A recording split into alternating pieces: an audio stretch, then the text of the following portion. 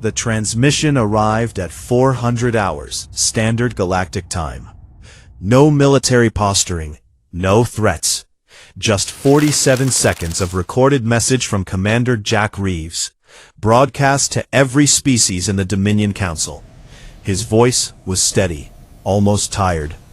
You have 72 hours to withdraw from the Terran outer colonies and release all human captives. This is not a negotiation. This is documentation. The council chamber erupted in laughter, actual laughter, as the hierarchy's supreme archon dismissed it as the desperation of a dying species. 3 days later, 19 Dominion fleets vanished from sensor grids across 6 sectors. No wreckage, no survivors, just silence. And humanity hadn't even left their home system yet. If you're enjoying the intensity of this story, hit that like button and drop a comment telling us which alien species you think underestimated humanity the most. Subscribe to HFY Endurance Tales, because what happens next will redefine everything you thought you knew about human warfare. Now, let's move forward into the trial that would decide the fate of an entire galaxy. Commander Jack Reeves stood in the observation deck of the UNAS Perseverance, watching Earth rotate below through reinforced transparasteel. 36 hours had passed since the ultimatum. The brass had chosen him to deliver it because he'd lost his entire family when the Dominion's enforcement fleet glassed the agricultural colonies on Kepler 442b. Not for revenge. Vengeance made soldiers sloppy.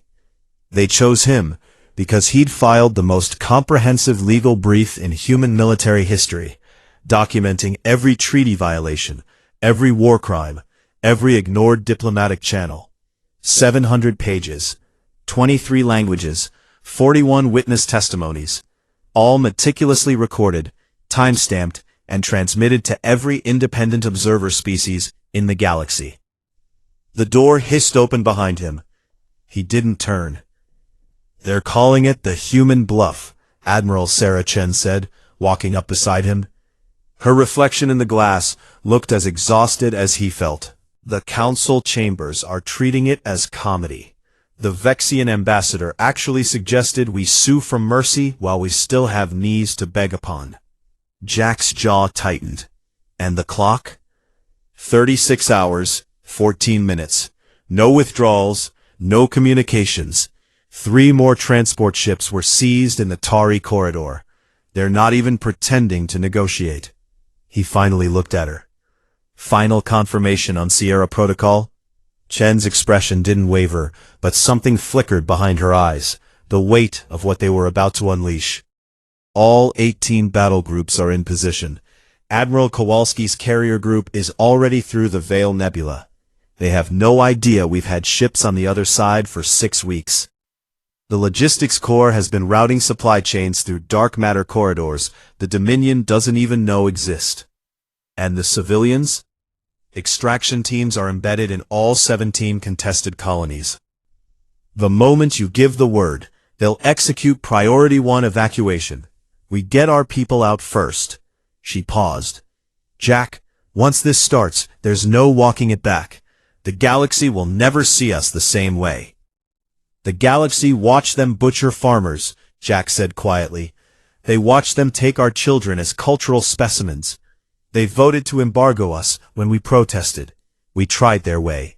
He pulled out a small data chip, the master recording of every atrocity, every ignored plea, every failed diplomatic mission. "This is the last off-ramp. If they don't take it, what follows is on them." Chen nodded slowly, then handed him a sealed envelope. "From the Secretary General. Your official authorization. It's broad spectrum, Jack. Rules of engagement are adaptive." He broke the seal, read the single page. The words were clinical, but their meaning was apocalyptic. Achieve compliance through any means necessary. Minimize human casualties. Enemy casualties are a strategic variable, not a constraint. Humanity will be heard. "Christ," he whispered. "They laughed at us," Chen said. "The hierarchy broadcast your warning on their entertainment networks. They edited in laugh tracks. Our ambassador was physically removed from the council chambers and dumped on a loading dock. Jack, they don't think we're dangerous. They think we're a punchline. He folded the authorization back into his pocket, checked his chrono. 36 hours, 11 minutes. Put all commands on standby alert. Radio silence protocols. If they want to ignore our warning, they can discover our response the hard way. Chen saluted and turned to leave. At the door she paused. Jack, for what it's worth, you gave them every chance. History will remember that. History is written by survivors, Jack said, still watching Earth turn. Let's make sure we're the ones writing it. After she left, he pulled up the classified file on his personal console, the psychological profile of the Dominion's leadership structure. They weren't monsters. They were bureaucrats, administrators, generals who'd fought a dozen species into submission through overwhelming numerical superiority and economic strangulation. They followed patterns: siege first, grind down morale, offer lenient terms, absorb the defeated species into their labor systems. Efficient, predictable, and utterly unprepared for an enemy that had spent 2 centuries studying asymmetric warfare in Earth's bloodiest conflicts. The Dominion had 5,000 ships. Humanity had 400. But the Dominion's ships were scattered across 70 occupied systems, maintaining order, enforcing trade routes, suppressing rebellions. Every vessel was logged, tracked, its patrol route a matter of public record, because the hierarchy believed transparency demonstrated strength. Humanity's ships were ghosts. And in 35 hours, the galaxy was going to learn why you should never corner a species that evolved hunting megafauna with pointed sticks and sheer stubbornness. Jack's console chimed. Encrypted burst transmission from deep space. 4 words. Package delivered. Await signal. He smiled. It wasn't a pleasant expression. Somewhere in the Dominion's primary fleet anchorage, a maintenance bot had just installed a firmware update on every single reactor monitoring system. The code was elegant, invisible, and would remain dormant until activated. The Dominion's technicians would never find it. They'd designed their network security to prevent external hacking. They'd never considered that humans would build the bots in the first place, then sell them at a loss for 15 years until they were standard equipment in every hierarchy shipyard. The clock ticked down. 34 hours, 59 minutes. And in the darkness between stars, humanity's fleets waited like sharks in deep water, watching, counting down, preparing to answer one simple question. What happens when the prey evolves teeth? The Vexian tactical analyst, assigned to document humanity's inevitable surrender, was named Kiraxa. She stood 7 feet tall, her chitinous exoskeleton gleaming a deep purple under the council chamber's lights. Compound eyes, capable of tracking 17 separate data streams simultaneously. Her people had served the Dominion for 3 centuries, and she'd personally observed 42 species capitulate under the weight of economic sanctions and military demonstrations. Humans would be no different. The math was simple. You cannot fight what you cannot supply what you cannot protect, and cannot protect what you cannot locate. The human ambassador had provided all of humanity's colony locations in his diplomatic filings. Standard procedure. Radical transparency to demonstrate peaceful intent. Kiraxa had flagged it as strategic incompetence in her report. Now, with 18 hours left on the human ultimatum, she stood in the hierarchy's strategic operations center, mandibles clicking softly as she processed the incoming reports, or rather, the lack thereof. Repeat last transmission, she said to the communications officer, a 4-armed Quellan whose skin flushed red when stressed. His skin was practically glowing. Fleet Group Talon reports, nothing, Analyst Kiraxa. They were performing standard patrol sweep of the Kepler sector. Their last check-in was 90 seconds ago. Now, He gestured helplessly at the tactical display. Now, they're not responding. Equipment failure? All 47 vessels simultaneously? The Quellen's voice cracked. They're showing on long-range sensors, but not responding to hails. Automated transponders are dead. It's like they're empty. Caraxa's compound eyes focused on the display. Fleet Group Talon, 47 ships, over 12,000 Dominion personnel. Simply silent. Dispatch a probe, she ordered. Full spectrum analysis. Every console in the operations center simultaneously displayed the same message. Not hacked, not infiltrated. Simply overriding every other priority with the calm, bureaucratic formatting of an official diplomatic notice. Notice of Enforcement Action. Terran Unified Nations, Military Authority. You have violated the terms of Ultimatum 2426-0318 Reeves. Withdrawal deadline, expired. Hostage release deadline, expired. Enforcement protocols, active. Dominion fleet assets currently neutralized, 19 groups. Dominion personnel detained for War Crimes Tribunal, 143,847. Resistance is monitored, compliance is advised. Commander Jack Reeves, UNAS Perseverance. The Operations Center went silent. 19 fleet groups. That was. Caraxa's processing froze, mandibles clicking faster as she cross-referenced deployment logs. 19 fleet groups represented almost a third of the Dominion's active military assets. Over 800 ships, over 200,000 personnel. Gone. In the span of 30 minutes between routine check-ins. This is impossible, the Quellen communications officer whispered. They'd need to coordinate strikes across 17 sectors simultaneously. They'd need intelligence on every patrol route, The display updated again. This time, video feed. Commander Jack Reeves stood in what appeared to be the command deck of a human warship. Behind him, through the viewports, Caraxa could see the distinctive triangular formations of Dominion cruisers. Fleet Group Talon. They floated motionless, running lights still active, but no sign of movement, no weapon systems charged. Jack looked tired, not triumphant, not angry, tired. My name is Commander Jack Reeves, he said, his voice carrying across every open channel in Dominion space. 17 hours ago, the deadline for compliance with our lawful ultimatum expired. You were warned. You were given specific terms. You chose contempt. He gestured to something off-screen. Behind me are 47 vessels of Fleet Group Talon. Their crews are alive, unharmed, and currently confined to their mess halls under sedation.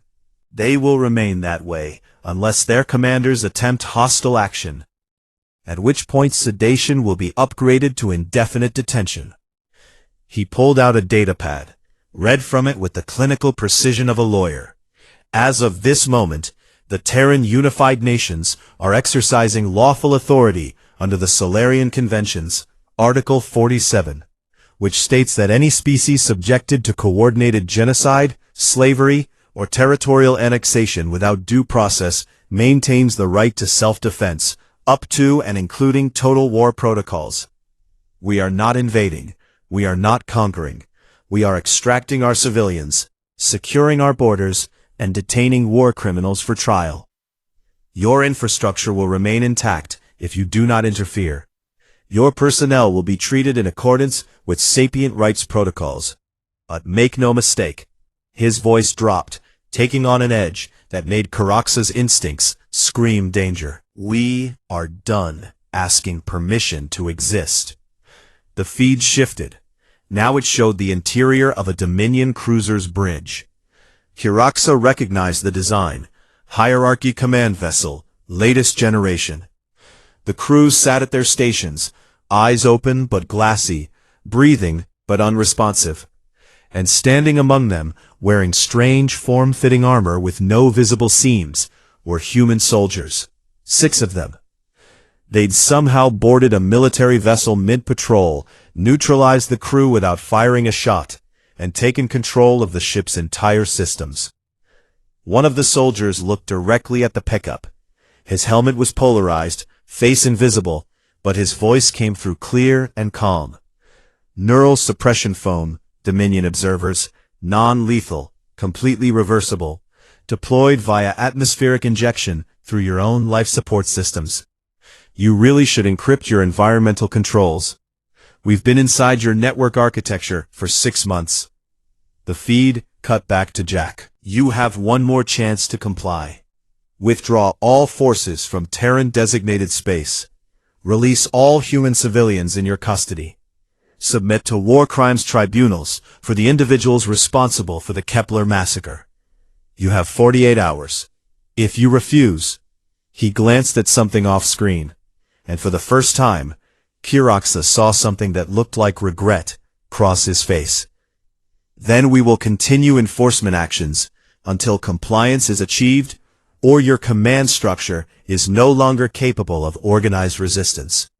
We will not lose. We cannot afford to lose. And unlike you, we've been preparing for this fight since before your species discovered fire. The transmission ended. Kiraxa stood frozen, processing the implications. Humans had infiltrated Dominion military infrastructure at every level. They'd built the maintenance systems, sold the automation, embedded themselves in the very foundation of hierarchy logistics. And they'd waited, documented every crime, filed every legal protest, until they could demonstrate, to any independent observer, that they had exhausted every alternative. Now, with legal authority established, they were systematically dismantling the galaxy's most powerful military force without firing a single shot. The Quellan communications officer's skin had gone from red to pale gray. Analyst Kiraxa, what do we do? She clicked her mandibles, thinking. The hierarchy would never surrender. Pride wouldn't allow it. But pride didn't account for the strategic reality now staring them in the face. Humanity hadn't been building a military. They'd been building a scalpel. Precise, surgical, utterly ruthless in execution, but carefully calibrated to minimize unnecessary casualties. Get me a direct line to Supreme Archon Vareth, she said quietly. And get me Commander Reeves' full legal brief. I want to read every word, because Kiraxa was beginning to suspect that humanity hadn't started a war. They'd started an execution, and they had the receipts. Supreme Archon Vareth refused to negotiate. Instead, he ordered an immediate counteroffensive, every remaining Dominion fleet to converge on Earth itself. If humanity wanted to play with grown-up tactics, he'd demonstrate exactly what overwhelming force looked like. The broadcast went out across all hierarchy channels, a demonstration of strength, a rallying cry, proof that the Dominion would not be humiliated by upstart apes from a backwater star.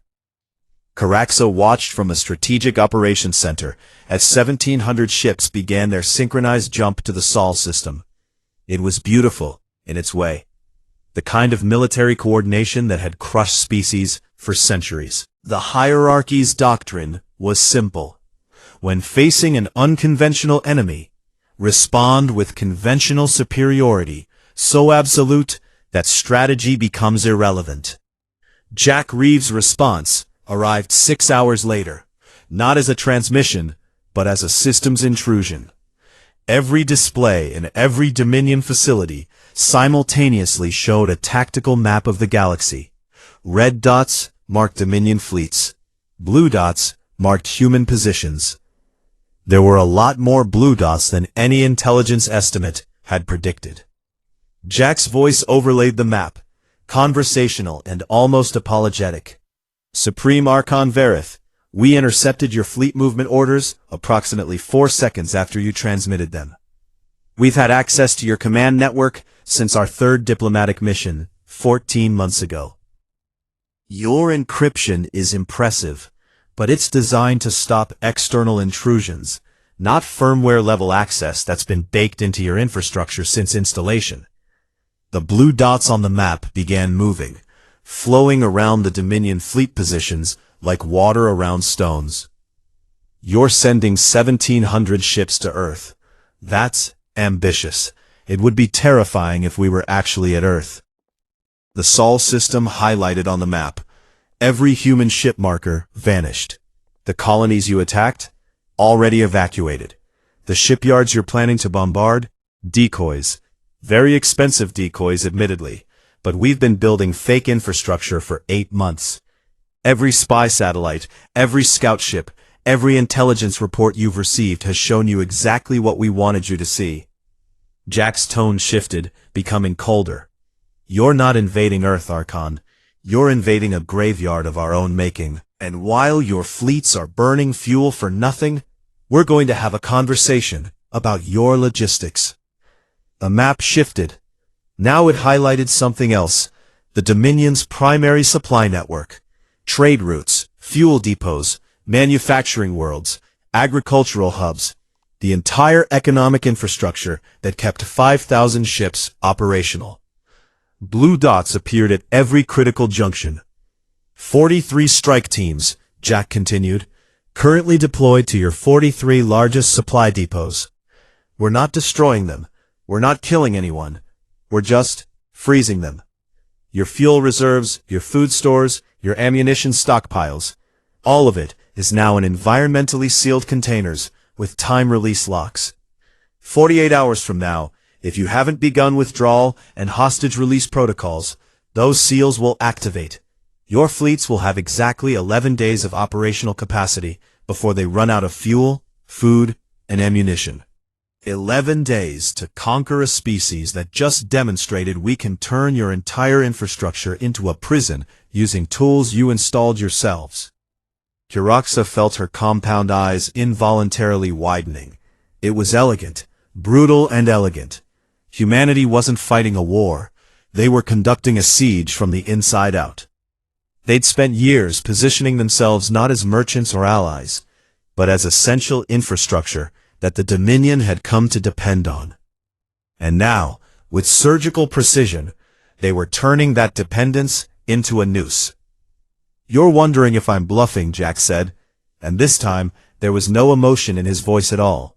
Just flat, clinical certainty. Let me show you. The transmission shifted to a live feed from one of the Dominion's primary fuel depots in the Zeta Pavonis system. Kiraxa recognized it immediately. It supplied fuel for a quarter of the hierarchy's eastern fleets. The depot itself was a massive orbital station, surrounded by automated tankers, with enough refined starship fuel to power 1,000 vessels for a year. In the feed, a human soldier stood on the station's command deck, surrounded by Dominion personnel who were conscious, unrestrained, and clearly furious. The soldier wasn't wearing armor. Just a standard gray utility uniform, hands clasped behind his back, completely at ease. My name is Lieutenant Marcus Webb, the soldier said. 8 hours ago, my team inserted into this facility via a maintenance cargo delivery. We've spent the last 6 months working here as technical consultants under contract with your logistics corps. Thank you for that. By the way, the salary was generous. He gestured to the sealed fuel tanks behind him, now covered in some kind of crystalline sheen that reflected the station's lights. This is industrial-grade thermal stasis coating. It's designed for transporting volatile materials across extreme temperature differentials. We've applied it to every single fuel tank in this depot. Right now, it's inert, harmless, but it's keyed to a specific activation signal. When that signal broadcasts, and it will broadcast if our commander doesn't receive compliance from your leadership, this coating will activate. It'll drop the internal temperature of every tank to just above absolute zero. The fuel won't explode. It'll just be completely, utterly unusable for approximately 43 years, which is how long it takes this particular coating to naturally degrade its standard vacuum conditions. Lieutenant Webb picked up a datapad from the nearest console, scrolling through something casually. We've done this to 43 depots. We're currently inside 17 more, installing the coating as we speak. By tomorrow morning, Galactic Standard Time, we'll have compromised 73% of your fuel infrastructure. Again, We're not destroying anything, not killing anyone. We're just putting your war machine in timeout until you remember how to behave like a civilized species. One of the Dominion personnel, a senior logistics officer based on his rank insignia, stepped forward, mandibles trembling with rage. You're destroying millions of credits worth of resources. This is an act of war, Webb interrupted gently. You started it when you glassed our agricultural colonies. We're just finishing it in a way that lets you walk away with your lives and your infrastructure intact. Most of it anyway. But that's contingent on your leadership making the smart choice. He looked directly into the pickup. Archon Verath, your fleets are about to run out of fuel in enemy territory, with no reinforcements, no resupply, and no backup. You can surrender with dignity, face a tribunal for your war crimes, and keep most of your infrastructure operational. Or you can keep fighting, and discover exactly how patient we can be when we're motivated. The choice, as always, has been yours. We've just been making sure you understand the consequences of your decisions. The transmission ended. Kiraxa stood in the operations center, mandibles clicking softly as she processed the full scope of what humanity had accomplished. They'd infiltrated, embedded, and weaponized the Dominion's own infrastructure against itself. No grand space battles, no heroic last stands, just cold, methodical, utterly ruthless strategic warfare conducted by a species that had spent 2 centuries refining the art of asymmetric combat. Analyst Kiraxa, the Quellan communications officer, said, voice shaking. We're receiving surrender requests from 41 fleet commanders. They're asking for fuel. She looked at the tactical display. 1,700 ships, converging on an empty star system, with 11 days of operational fuel left and no way to resupply. They'd been outmaneuvered so thoroughly that their only hope of survival was to comply with the human ultimatum. Get me Commander Reeves, she said quietly. I want to talk. Because Kiraxa had just realized something the rest of the hierarchy was still struggling to comprehend. Humanity hadn't been preparing to fight a war. They'd been preparing to win one. And they'd been learning how to do it since the first human picked up a rock and figured out leverage. The communication request surprised Jack. He'd expected Archon Verath to stall, threaten, maybe even attempt a desperate strike against one of the decoy installations. Instead, a Vexian analyst named Kiraxa requested direct contact, identified herself as a non-combatant observer, and asked, politely, for a conversation. Jack accepted. Her image materialized on the holographic display in his ready room. 7 feet of chitinous purple exoskeleton, compound eyes that tracked multiple focal points, mandibles that clicked nervously. She looked exhausted. Commander Reeves, she said, her voice translated through standard galactic protocols. I am Tactical Analyst Kiraxa, assigned to document humanity's response to Dominion enforcement actions. You mean our response to genocide, Jack corrected quietly. Her mandibles stilled. Yes, that is the accurate term. She paused, seeming to gather herself. I have read your legal brief, all 700 pages. I have reviewed the evidence, the witness testimonies, the forensic data from Kepler 442b, her voice actually broke, the recordings from the transport ships where your children were taken. I have watched everything you submitted to the independent observers. Jack waited. His jaw was tight, but he kept his voice level. And? You were right, Kiraxa said, about all of it. The Dominion violated 37 separate treaties. The attack on your colonies was illegal under every interpretation of galactic law. The seizure of civilians, the forced labor programs, the economic blockade, all of it was legally indefensible. You followed every protocol, filed every complaint, waited for the system to work. Her compound eyes focused directly on him. all 17 processing streams converging into something that looked like profound regret. And we ignored you, not because your evidence was insufficient, because you were small, and we were large, and that was all that mattered. Why are you telling me this? Jack asked. Because I need to understand. Caraxo leaned forward, mandibles clicking rapidly. Your species has demonstrated strategic capabilities that should be impossible for a civilization of your size and age. You infiltrated our infrastructure at every level. You embedded yourselves into our logistics, our automation, our very operational foundation. The level of patience, coordination, and long-term planning required to execute what you've just executed. She trailed off. How did you know we would ignore your warning? Jack was quiet for a long moment. When he spoke, his voice carried the weight of centuries. Because we've done this before. Not in space, on Earth. We've watched powerful empires dismiss smaller nations, seen tyrants ignore the desperate pleas of their victims, witnessed the strong abuse the weak because they could. We learned, Analyst Caraxo, we learned that justice doesn't happen because it's right. It happens because someone makes it too expensive to ignore. You've been preparing for this war since before first contact, Caraxo said softly. We've been preparing for this war since the first human tribe faced a larger tribe and realized that strength isn't just about size. It's about strategy, patience, and knowing exactly where your enemy is vulnerable. Jack pulled up a historical file, showing images from Earth's ancient past, ambushes, guerrilla tactics, resistance movements that toppled empires through sheer stubborn refusal to submit. We don't have your strength, your speed, your natural armor. What we have is endurance. We chase our prey until it collapses from exhaustion. We outlast threats that should kill us. We learn, adapt, and we never ever stop. Caraxo's mandibles trembled. The Archon will not surrender. His pride will cost lives, Jack interrupted. Dominion lives.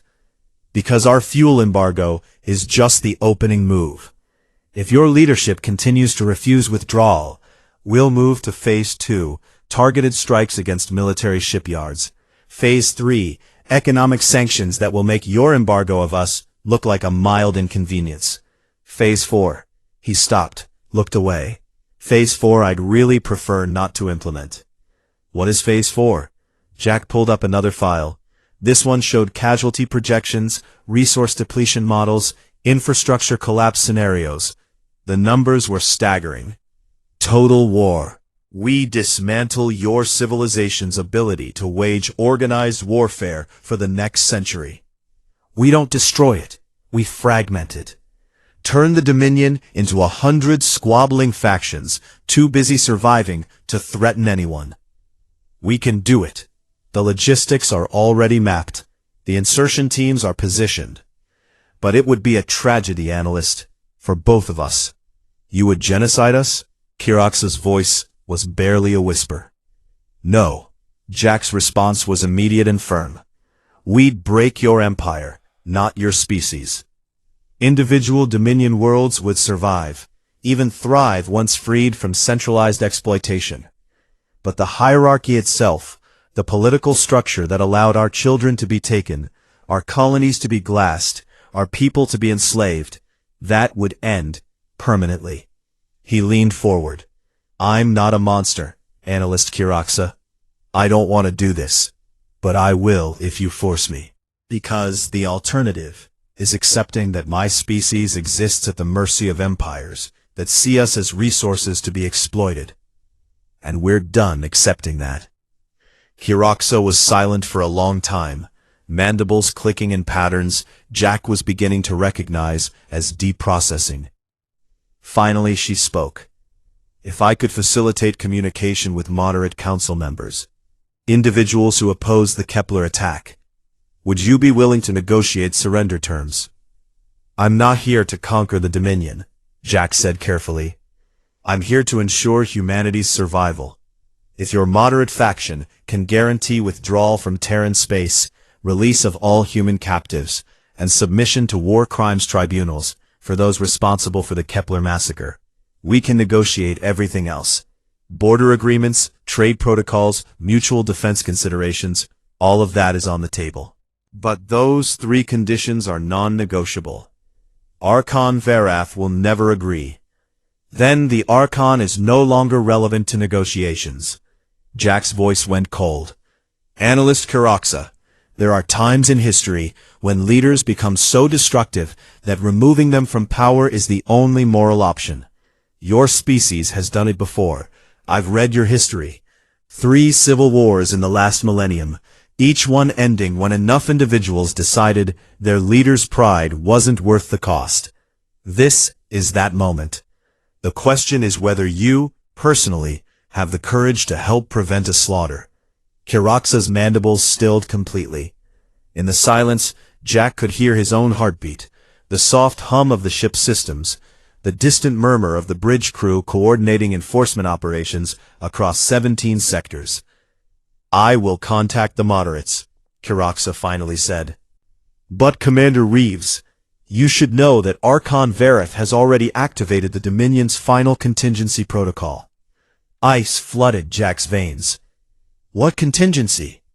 If the hierarchy faces existential defeat, leadership is authorized to deploy planet-killer weapons against enemy homeworlds. Mutually assured destruction doctrine. If the Dominion falls, its enemies fall with it. Kiraxa's compound eyes reflect in something that might have been fear. Your species demonstrated that you could infiltrate our infrastructure. Archon Verath is ensuring you can't infiltrate the Dreadnought carrying our last resort arsenal. He's sending it to Earth. Not the decoy, your actual homeworld. We've been tracking your quantum communication signatures. We know where it is. Jack stood slowly. When? It jumped 16 minutes ago. ETA to Sol system, 43 hours. Kiraxa, Jack said quietly, I need you to do exactly as I say. The Dominion Dreadnought, Eternal Judgment, was 3 kilometers of armored death, carrying weapons designed to crack planetary crusts and boil oceans. It jumped into the Sol system, exactly on schedule, emerging at the system's edge, drives hot, weapons charging. Its mission was simple. If humanity's homeworld existed, find it. If humanity refused to surrender, demonstrate exactly what happened to species that humiliated the hierarchy. Captain Theron, the Dreadnought's commander, was a Vexian like Kiraxa.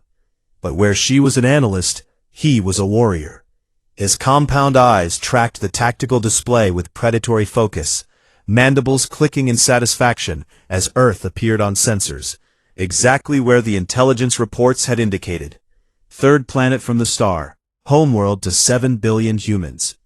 All weapons, maximum charge, he ordered. Planetary bombardment configuration. If they want to play revolutionary, we'll show them what revolutions cost. His crew moved to comply, and then every single console went dark. Emergency lighting kicked in, bathing the bridge in red. Captain Theron spun toward his engineering officer. Report. Sir, primary systems are offline. Secondary systems are offline. Life support is running on tertiary backups. We're floating dead. Impossible. We just jumped in. There's been no hostile contact, no. The main view screen flickered to life, showing Commander Jack Reeves sitting calmly in what appeared to be the Dreadnought's own engineering bay, surrounded by human soldiers in unmarked armor. Behind them, Captain Theron could see his own engineering crew, conscious, unharmed, sitting on the deck with their hands behind their heads. Captain Theron, Jack said conversationally, before you ask how we're inside your ship, let me save you some time. We've been inside your ship for 6 weeks. You picked up 3 maintenance technicians at the Kepler yards 42 days ago to perform routine reactor calibration. Except they weren't technicians. They were operators from our Strategic Infiltration Corps. They've been living in your maintenance crawl spaces, eating your rations, and systematically installing neural suppression emitters in every major compartment of this vessel. When you jumped into Sol system, we activated them. Your crew is fine. Just napping. Captain Theron felt his mandibles lock in pure speechless fury. Jack stood, walking toward one of the massive reactor assemblies, placing one hand on its housing, almost affectionately. This is a beautiful ship, Captain. Genuinely impressive engineering. The weapon systems alone represent innovation that we'd love to study. Which is why we're not destroying it. We're keeping it, along with every other planet killer the Dominion deployed. They're all currently in our possession. Crews detained, weapons disabled. You're welcome to surrender peacefully and join them, or we can escalate to more aggressive containment. Your choice. You're bluffing, Theron hissed. The Archon deployed 15 dreadnoughts. You can't possibly have captured. Weapons disabled. Captain Theron, I'm going to explain something that your leadership seems constitutionally incapable of understanding. We are not going to lose. Not because we're stronger, we're not. Not because we're more numerous, we're not. But because we're more desperate, more patient, and more willing to do whatever it takes to survive. You came here to kill 7 billion people. We came here to make sure you couldn't. And we've been setting up that outcome since before you even knew our names. Captain Theron slumped into his command chair, compound eyes unfocused. What do you want? Communication with Archon Vareth. Direct line. No delays. Jack's voice hardened. He's going to watch us dismantle his final contingency, and then he's going to surrender. Because the alternative is watching 1,700 ships run out of fuel in deep space, 15 dreadnoughts captured intact, and his entire civilization's military capacity reduced to museum exhibits. Pride is expensive, Captain. Your Archon is about to learn exactly how expensive. In the Hierarchy Strategic Operations Center, Kiraxa watched the feeds, with something approaching awe. She'd spent the last 18 hours coordinating with moderate council members, building a coalition, preparing the political groundwork for a leadership transition. But Jack had been 3 steps ahead. He hadn't just planned for surrender negotiations. He'd planned for total strategic victory so overwhelming that surrender became the only rational choice. Analyst Kiraxa, the Quellan communications officer said, voice shaking, Archon Varath is requesting immediate emergency session of the Dominion Council. He's calling for a vote of no confidence in himself. Kiraxa turned slowly. What?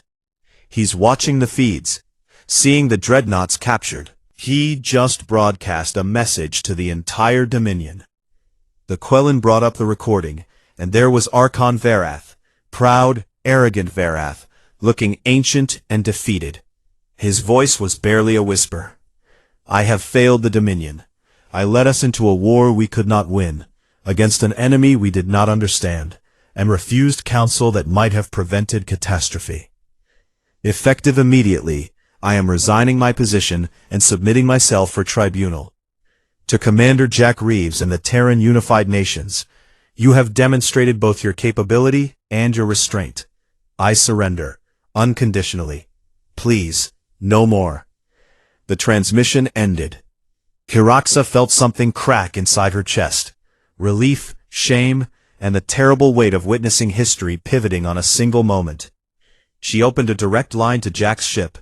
Commander Reeves, this is Analyst Kiraxa. The Archon has surrendered. The Moderate Council is taking emergency authority. We are prepared to negotiate immediate withdrawal from Terran space and release of all captives. Please, tell me you'll accept. Jack's face appeared on her display. He looked exhausted, but there was something else there too. Something that looked like carefully controlled grief. Analyst Kiraxa, transmit the following to all Dominion forces. Immediate ceasefire. All human enforcement operations will halt in 30 minutes.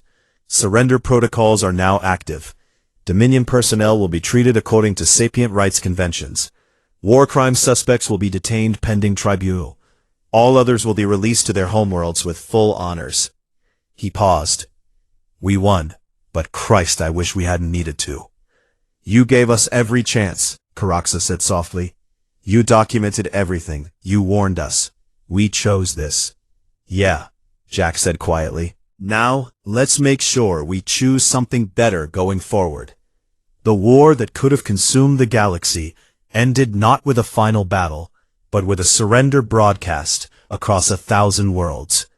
Humanity had won, but as Jack sat in his ready room, staring at casualty reports, 0 human combat deaths, 143,847 Dominion personnel detained but alive, infrastructure intact, he couldn't shake the feeling that the real test was just beginning. Because winning a war was easy compared to winning the peace. 6 months after the Dominion surrender, the Treaty of Terra was signed in the rebuilt council chambers on what had once been called Kepler 442b.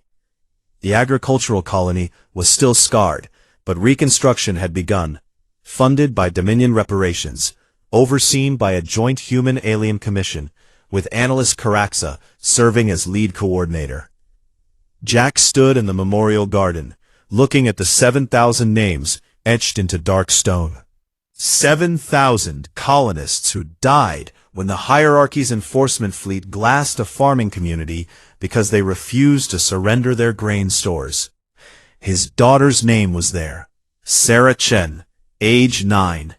Killed while trying to evacuate her school. Commander Reeves. He turned. Caraxa approached, her chitinous exoskeleton now bearing the insignia of the Reformed Dominion Council, a new government, elected, with constitutional limits specifically designed to prevent another Archon Verith. Analyst Caraxa, Jack acknowledged, or should I say Counselor Caraxa. Her mandibles clicked in what he'd learned was embarrassment. I did not seek the position. The moderates insisted. They said someone who witnessed humanity's restraint should help rebuild. Restraint. Jack's voice was flat.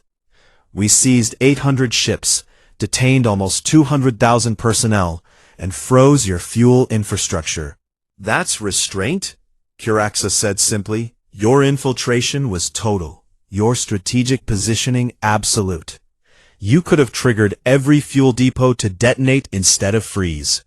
Could have vented atmosphere on captured ships instead of sedating crews. Could have bombed our homeworlds instead of targeting military infrastructure. She moved to stand beside him, looking at the memorial. I have studied your military history, Commander. Your species has waged wars of extinction, genocidal campaigns, conflicts where victory meant erasure. You know how to do it. You chose not to. Even when we ignored your warnings, even when we laughed at your pain, you chose to win without unnecessary killing. Jack was quiet for a long moment. We learned, he finally said, from our own mistakes.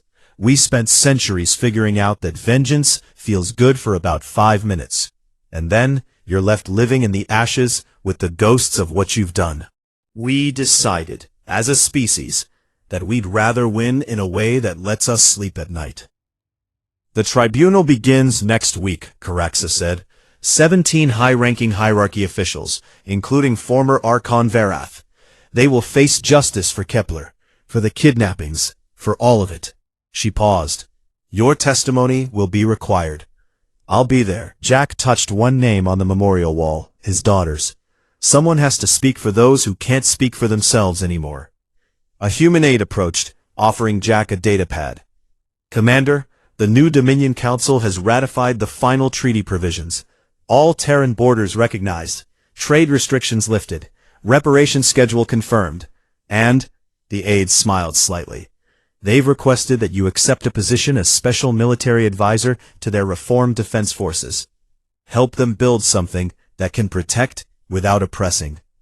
Jack laughed, bitter, exhausted. They want the guy who dismantled their entire military to help rebuild it. Who better, Caraxa said. You demonstrated exactly what happens when power is abused. You proved that strategy matters more than size, that patience defeats pride, and that even a small species can defend itself if it's clever enough. Her mandibles clicked thoughtfully. We need to learn those lessons, all of us, before we face the next threat. There's always a next threat, Jack agreed. He looked out over the memorial garden, at the reconstruction in progress beyond, at the mixed crews of humans and aliens working together to heal wounds that should never have been inflicted. That's why we fight smart instead of hard. Why we plan instead of react. Why we document, warn, and offer off-ramps right up until the moment we can't afford to anymore. And then? Kiraxa asked. And then we win, Jack said quietly. Because losing means extinction. And we're really bad at accepting extinction. We're persistence predators, Counselor. We evolved chasing our prey until it collapsed. Turns out that applies to wars, too. We'll keep going long after any sane species would quit. Keep adapting, keep learning, keep surviving. It's what we do. Kiraxa was silent for a moment. Then, the independent observers have released their analysis of the conflict. They confirmed that humanity exhausted all diplomatic options before initiating enforcement. That your legal brief was comprehensive, accurate, and ignored. That your conduct during the war met every sapient rights standard. They are recommending that the Terran Unified Nations be granted full council membership with veto authority. Jack turned to look at her, genuinely surprised. Veto authority? That's what you earned, Kiraxa interrupted. The galaxy watched you win a war without becoming monsters. Watched you demonstrate capability without losing your principles. The independent observers concluded, and I am quoting directly, any species capable of such restraint under such provocation deserves a seat at the table where decisions about war and peace are made. The alternative is waiting for them to take that seat by force, and they have already proven they could. Jack pulled out the small data chip he'd carried through the entire war. The recording of every atrocity, every ignored plea, every broken treaty. He held it up to the light, watching the data glint. 700 pages, he said softly. 23 languages, 41 witness testimonies. All so we could prove, legally, undeniably, that we tried. That we gave you every chance. That what followed was your choice, not ours. We chose poorly, Kiraxa acknowledged, but you chose well. Even in victory, that is what the galaxy will remember. Somewhere behind them, a child laughed. One of the colony's new generation, born after the reconstruction began. The sound was fragile, hopeful, carrying across ground that had been ash 6 months ago. Jack smiled, just a little. Make sure they remember the other part too, Counselor. The part where we warned you. Where we gave you 72 hours, documented everything, offered surrender terms that would have let you walk away with dignity. His smile faded. Because next time, and there's always a next time, someone else is going to test us. Someone's going to think we were lucky, or bluffing, or that they can succeed where the Dominion failed. When that happens, I want them to look at the historical records and see exactly what happened to the last empire that ignored humanity's final warning. Kiraxa's mandibles clicked. Agreement, acknowledgement, and something that might have been dark humor. They will see. The Treaty of Terra includes full disclosure requirements. Every infiltration, every strategic positioning, every piece of the puzzle you spent years assembling, it is all public record now. Good. Jack turned away from the memorial, squared his shoulders. Then let's make sure we never have to do this again. Because I really don't want to find out what Phase 4 would actually look like in practice. As they walked back toward the treaty center, Kiraxa said quietly, Commander Reeves, there is one question I have wanted to ask since the day we first spoke. Ask. When you delivered the warning, the 72-hour ultimatum, did you already know we would refuse? Jack was silent for a dozen steps. Finally, yes, your pride wouldn't allow surrender to a species you saw as inferior. We knew that. Counted on it even. Because it gave us moral authority for everything that followed. We were a species exercising documented, lawful self-defense after exhausting all alternatives. He glanced at her. Does that bother you? That we knew you'd choose war? No, Kiraxa said. It bothers me that you were right, that we were so predictable, that our arrogance was so absolute that you could plan an entire war around it. Learn from it, Jack said. That's all we can do. Learn, adapt, and try to be better than we were yesterday. They reached the treaty center, where representatives from 47 species waited to witness the final signing. Jack paused at the entrance, looking back one last time at the memorial garden. For Sarah, he whispered, and for every name on that wall, we didn't just win. We made sure you mattered. That your deaths forced the galaxy to change. That's the best memorial I can give you. Then he walked inside to sign the treaty that would reshape galactic power structures for the next century.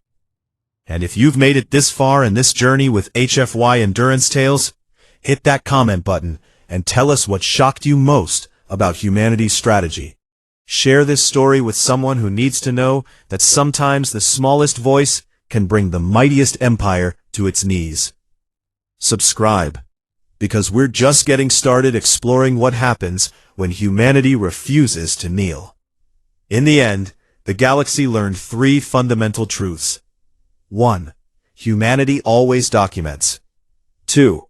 Humanity always warns. 3. When humanity stops talking, it's already too late. The Dominion had received their warning. They just hadn't believed it mattered. That was their mistake, and history would never forget it.